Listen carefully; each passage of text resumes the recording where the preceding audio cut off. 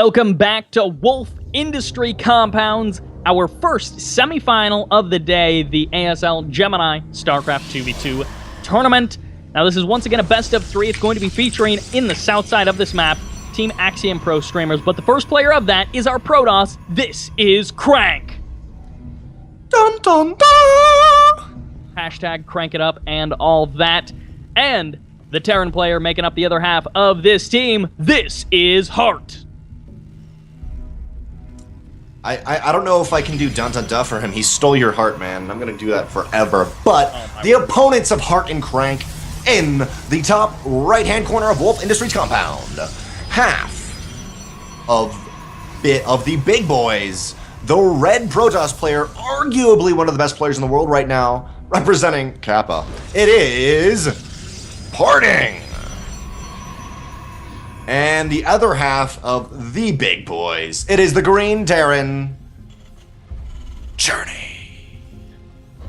I just did something I've never done before. It felt good. It was like, let's do this. But it was terrible. We'll never do it again. Yeah, we'll never. Okay. No, I'm kidding. Cyber, would you just explain really quickly what is up with the overlay right now? It's kind of weird. Journey messed everything up. Everybody blame him. Journey. So basically, what happened, and the reason why it's one player from Axiom, then one player from Big Boys, then another player from Axiom, and another player from Big Boys, is the reason that happens is it has to do, at least to some degree, with the way that players join the lobby. So in this case, instead of Axiom and Heart, being joined one after the other, or PartinG and Journey ended up refusing the lobby invite, or he had some sort of Battle.net glitch. And yeah, as a result, we now have a messed up overlay. It's a little bit annoying. Shouldn't be a big deal. There's basically no situation where I'm not going to mess up reading the overlay at some point. So when I say the wrong thing, it's because, number one, I'm dumb, but number two, also the overlay is messed up. And if I say the wrong thing, I don't even have the overlay, so you can just form your own opinions on me then. Oh, okay. Currently, Journey, I'm really liking this. Starts off with 2 racks, but then actually scouts a couple different positions with his Marines. Now he does not get CranK's probe, funnily enough, but I'm not expecting something here. He looked around a little bit, and also he attempted to deny the gold base for Heart. He actually for a little while was dancing with his SCV, doing that drill claw to the face, but didn't quite happen. Too bad for him. Maybe another day he'll be able to drill claw to the face. However, as you mentioned, Journey opened up the double racks, which actually I believe is what he did the first game that we saw him in this tournament. Yep. So he's opening up double racks basically twice in this tournament. He does have a bit of a preference for that. Heart, on the other hand, he loves his pretty darn fast expands. I didn't actually pay attention to if it was before the racks. I assume it was after the first racks, but yeah, relatively fast expand. This is the in-base gold, so he's going to be getting that up and running. Now, to keep kind of in mind as a reference, Heart's gold is pretty much completely saturated at the time that Journey's is just finishing construction. Yeah, and PartinG for in the right-hand corner will be setting down his Phoenixes, but also just come back to a little bit of Heart. I really love this. He's got double bunker on that ramp, double racks on the ramp to block it off, and the bunker. So really nice defense, and there is just a lot of red moving across the map, lots of Phoenixes for PartinG, seeing what they can see and getting ready to be very, very aggressive. While from CranK, I mean, he's got that proxy pylon too. This is shaping up to be pretty interesting. There's definitely a lot of craziness that could happen as the Phoenix going to be coming in, picking off a couple of probes right out of the gate there. Going to be picking up, I think it was just 2 probe kills there. And then skirting on away. Now, as you kind of mentioned, there's some proxy pylons going down on the map. And we did see previously Axiom's CranK. He added on like 4 additional gateways. And I believe he's going to be now on 6 gates. Soon to be, 6 warp gates. So that does give him a lot of power potential on this kind of north side of the map.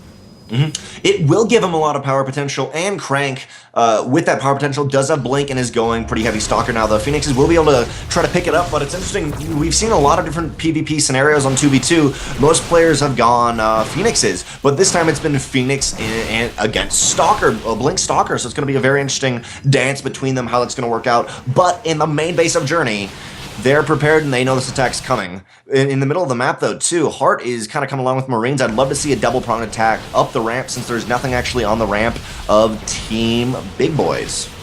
Sometimes it's hard to gauge whether a double prong attack would actually work because it is a 2v2 where you do have two players defending. It's like, hey, yeah, the double prong attack could be the absolute great thing. However, Phoenix is going to be coming in and lifting up a huge number of these Stalkers. That's also, of course, going to be eliminating the Phoenix from doing anything other than just lifting up the Stalkers, which is generally the better thing. But now the Marines are going to be showing up for Hart. He's targeting down a lot of the forces of the team Big Boys, and he's now going to be able to focus on the Phoenixes if they get in range.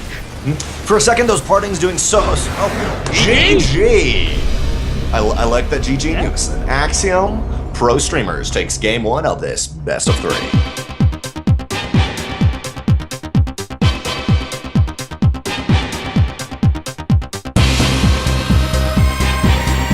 Welcome back to ASL Gemini League. This is the bottom part of the semifinals in the second game of a best of 3.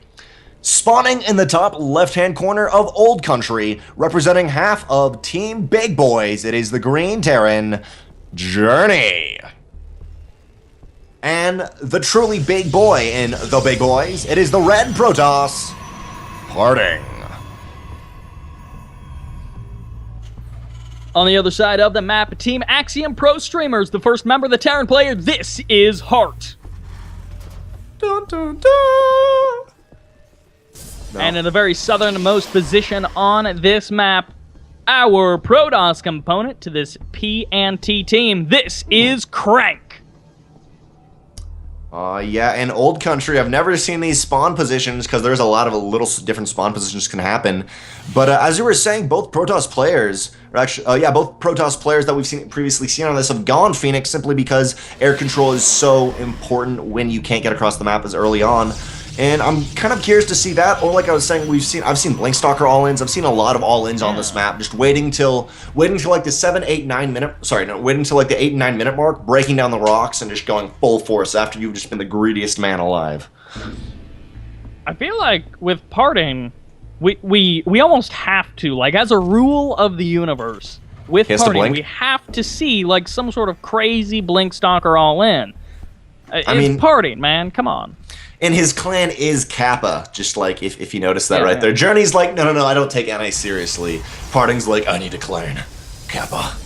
He needs the Nathanias clan because that is the most serious clan on NA. Yeah, it is. Kappa Nathanias, man. Kappa Nathanias. But to start this off, for Hart over here, I'm liking this barracks position just to have a little bit extra vision, but also at the same time, I'm saying, why do you need extra vision? Why do you put it over there? Because there's no chance of proxy unless you're like, hey, psych, gonna pull my probes, take down the rocks, YOLO. Yeah, those probes, they're going to get through the rocks really quickly. It allows this Reaper, you know, with the map being this big, as you mentioned, it's like actually kind of an 8-player spawn map, but it's like there's so many different locations where people can spawn, and in this case, actually maybe it's forced cross. I don't know. No, it's not forced cross. It just happened to be those games. It's not. Or wait, man. Yeah, because he's rallied like straight across the map to the cross spawn location. I think you're right. Actually, I'm not. We'll look afterwards. We're both 2v. Like, yeah, we're 2v2 noobs, as people can tell. But the thing is, with that Reaper placement, or rather with the Rax placement, that rush distance for the Reaper is actually pretty short to Journey's base. Yeah, I agree with you, though. Reaper is already there. Mothership Core of PartinG is going to be able to kind of not force field it off, what am I saying? He's going to be able to block it off for a little while. Reaper does spot the Stargate going Oracle first, but for Journey, the other part of the Big Boys, I'm really liking the 2v2, sorry, not the 2v2, the 2-Rax opener in 2v2s. I feel like it's something... he's done this every game, and I feel like it's kind of thing. It's a little bit aggressive, but it's not too all in. So you get a couple extra units, and then you can still expand. It's just a safe build, especially in your main base. Yeah, keep them in the main. Take the gold at the same time, so you've got that additional income, those extra minerals to power out just crazy numbers of Marines. Now, we did see double Stargate. It was kind of delayed in comparison to the timing of the first Stargate of PartinG, but it was 2 Stargates at the same time for CranK. So he's going to be double pumping those Phoenix. He's going to have them out on the way in pretty good fashion, and it looks like he may be moving out with his probe to go ahead and take his... Nope, never mind. He's just dropping down. Little pylon. He's not going to be moving out for an expansion just yet. That Reaper did not spot the Oracle, but the Oracle was sniped by these Phoenixes. I mean, pretty decisively. Nothing really got out of there. In a couple previous games, we've seen the Phoenixes kind of be like, "Oh, hey, Oracle, what's up, man?" Then like not quite kill it. But this time, it was sniped, and I think we saw the double Stargate from CranK purely because he sees the Stargate from PartinG. He knows he needs to catch up if he's going Phoenixes, but turns out he's not going Phoenixes, and he's going to lose this Mothership Core unless he's very, very careful. Yeah, the Mothership Core does pop the Photon Overcharge. It is going to be barely enough to push away the Phoenix in time, and now these Phoenix have taken a little bit of damage from that Photon Overcharge, so they can't quite stand up against, well, equal numbers, but now it's going to be swinging the numbers into the favor of CranK. He's going to be able to eat away at the big boys, and Marines barely showing up in time to provide support, but all of the Phoenixes have gone down for PartinG. He's reset his Phoenix count, and CranK is now ahead 4 Phoenixes. He is ahead of 4 Phoenixes now and is doing has the potential to do a lot of damage there. Right now, though, there is still Photon Overcharge in the main of PartinG and no probes in the natural base. Now, one thing we were talking about is just how big economy is in these 2v2 games. Both PartinG and Journey have opted for not super quick naturals, but they're both doing that. While on the other side of the map, CranK is just saying, okay, I'm gonna stay back and just pump as much as I can into Phoenixes, which has the potential to be very, very good. Snipes the Mothership Core there. Now that the Photon Overcharge has worn off, he's going to be able to do that quite easily. And the nice thing is, with the Phoenix going to be coming out in kind of separate locations for PartinG, CranK can pretty much divide and conquer exceedingly easily. There's going to be the scan coming down from Journey. He needs to make something happen because otherwise it's going to be a 2v1. Yeah, Journey, the Phoenixes of CranK need to be baited somehow onto these Marines, but the Marines do not have Stim. Stim is on the way, but they do not have that ability to really catch up. And just again and again, like you were saying, it's going into a meat grinder. One Phoenix comes up, one Phoenix gone. And right now, same thing with that, just CranK doing so much damage into these probes. There's 2 Phoenixes, but it's just not happening. This is a similar situation. You see in a lot of 1v1s. If your opponent just gets a little bit of an edge, you cannot come back from that. Just keep snowballing as you cannot build anything. To back this up, we do have the 3rd CC going to be coming down from Journey. He's starting to get into position with his Marines. He's going to start to potentially sandwich in these Phoenix. And of course, PartinG can't take the Phoenix numbers of CranK by himself, but if he can get the nice support of these Marines, then he could actually deal with this threat. And dealing with that threat, as you mentioned, takes away that edge that the Axiom Pro streamers have. Yes, and by the way, Axiom Pro streamers and big boys literally doing the exact same builds, Phoenix Marine, and it's looking pretty interesting now. Notice the rocks in the middle have not been taken down yet, so these Marines are purely defensive here, as the Phoenixes are the main forces really doing battle. I'd love to see someone just reach out, maybe get +1 attack for these Phoenixes. It's something just enough to make a big difference, like we saw when it was the big boys versus, who was it? It was Big Boys versus Caillou. Yeah, Bisu fanboys. It's just not gonna happen. But again, it could not happen because of the +1 attack. CranK doing a really good job of actually keeping these Phoenix alive. He lost 4 of his kind of initial Phoenix that came out, but after that, he hasn't actually lost any Phoenix from there. And he's been skating on thin ice a couple of times, getting very close to taking some damage. Another scan going to be coming down, this time from Heart. He wants to keep an eye on Journey, but... oh, actually, that Widowmine in fantastic position. 2 of them behind that Assimilator. I didn't even see them there, as the Phoenix are now extremely low on HP. And PartinG, he's got the guts, he's got the big boy balls to go ahead and move in here to take on this fight. He does have the guts to do this, but just notice CranK actually has more Phoenixes, and CranK is going into his airspace right now. PartinG cannot follow into the airspace because there's just too many Phoenixes to defend, and just too many Phoenixes to defend and coming back into his base. Now, the first time Journey is decided to move out and take out these rocks here, but on the right-hand side, a little bit of a different motive to do this. He is actually going into the medevacs, which, I mean, if these Phoenixes can catch them, it's do a lot of damage, but I don't think it will because the team Big Boys is moving all the way across the map and is planning to get some damage done.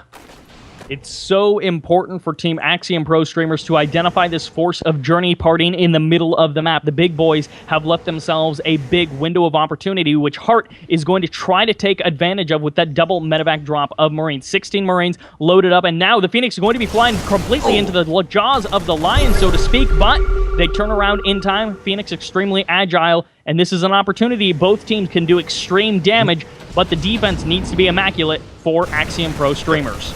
The horizontal base of Journey is under attack by Heart's Drop, but it will instantly pick up. A couple SCVs are taken down, but there's not too much there at the gold base. But in the middle of Axiom Pro Streamer's base, we see a big Phoenix is happening.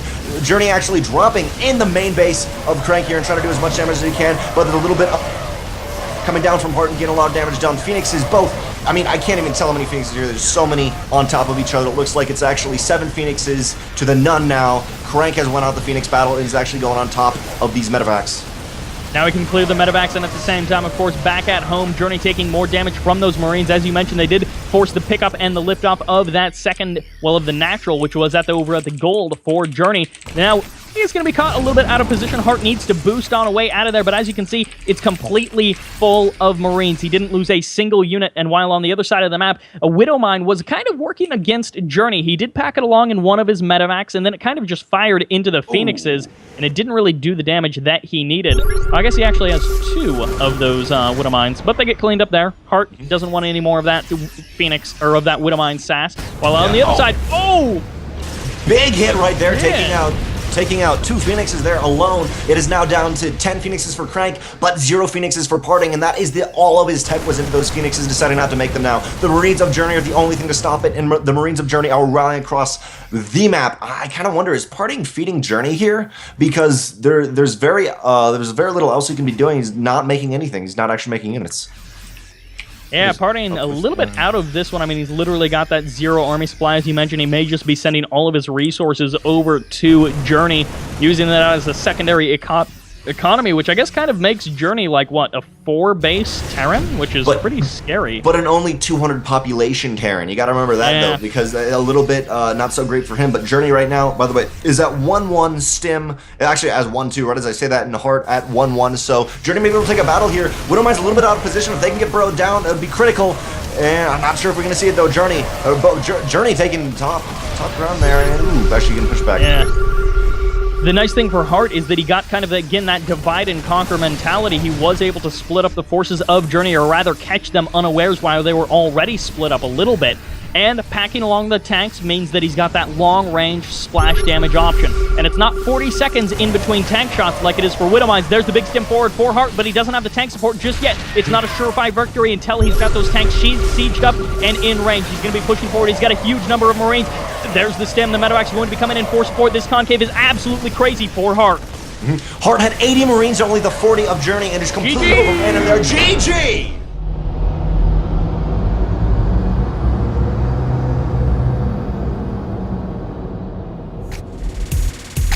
Thanks for watching the video. Please subscribe to support the ASL by hitting the button now.